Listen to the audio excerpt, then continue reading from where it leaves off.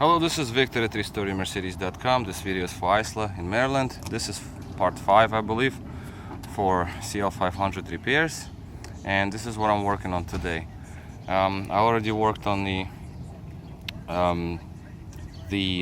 micro switch situation here, the problem we had inside the micro switch. That I actually fixed because I just realigned it, and now it activates every single time, and that's great. So we don't need the door lock. Now the actual suction piece is good, the white pod.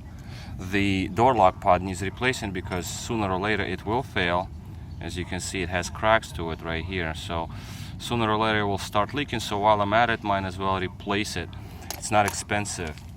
So the door lock is at least inside back in the vehicle, but to get to that door lock, the regulator has to come out, and the rail, the window guide has to come out, the glass guide, and obviously the rivets, you gotta take the rivets out. So this is how it looks on the inside, this is on the outside. Somebody, see, like I open the door now and we have the buzzer. So if I close it, and now there is no more beeping sound, that means the door is closed. It does not really pick up from this piece right here as earlier cars do. It picks up the signal from the interior switch nowadays, from the later cars. In the older cars, that is the switch that makes the buzzer to go off, along with the windows go up and down and stuff. This car is the switch right over here. Okay, now second situation here is the window regulator. When I removed it at previous videos, I said that somebody replaced it, and it is original. Actually, it wasn't replaced. What happened here is that there was problems in two areas. Obviously the slider, this is basically non-removable, but there is a way to do it, and I did it on my cars, and I did it on this car. This is the old slider, as you can see, all cracked up, and that would make the whole window go up and down, and just be loose in the track.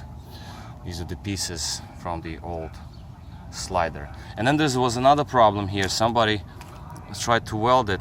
This is my welding. I mean, I'm not a professional welder, but I weld well. Just, it's not perfectly smooth and all that, but this caught really nice.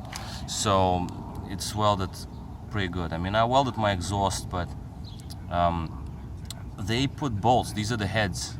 I don't know why they put heads, the bolts in there, and they were loose. The welds were broken, so I had to basically grind it and re-weld it because they were like all loose. So you had play in here, you had play in the slider. So the whole window was like wobbly. It wasn't tracking right. So at least this window regulator is not really cheap. So therefore it is worth to try fixing it. And I did it on my car as well. The coupe that I have, W140, on both sides, both sliders were broken, so I replaced them, and now windows work fine. And obviously I greased it with marine grease. I like marine grease because of resistance to water. That's why I use marine grease. So here we have the situation with window regulator and the door lock. And so the windows now will always go up, and they will not drop down, and the buzzer will not sound. So it's well worth doing this job. So right now I guess I'll wrap this up. I'm going to install the regulator back in with proper rivets. This is the piece of the old rivet here, right here. Yeah, I don't know, it was all loose, so I don't know why, and it's just, I don't know, it was bad. So I'm gonna rivet it with proper rivets. I have the right rivets from the dealer. This is also Mercedes part right here, Mercedes dealer part. I had it in stock. And that's it. We're gonna start assembling, put the window back in, and I'm gonna order the door lock actuator, install that, just let it be. I replaced the one on the other side, by the way, I believe. Now it's the time, since the door is all open, might as well already doing that regulator as well. And that's it. So I'm gonna put this all back together and then install the regulator, put the cover back on the door, So this door is going to be set, the other door is set. Then we have basically a few other little things, and just to recoup, the AC compressor probably would be a good idea to replace. Sway bar links and sway bar bushings, those are loose, makes a lot of banging when you go over bumps. And rear suspension. And other than that, I mean, the car is good. Well, engine mounts actually. Engine mounts would have been really nice. They're totally flat. And shifter linkage bushings.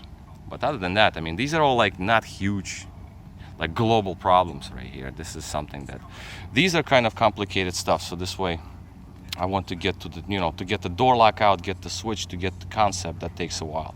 So that's done, and the window regulator is done, because these are expensive parts right here.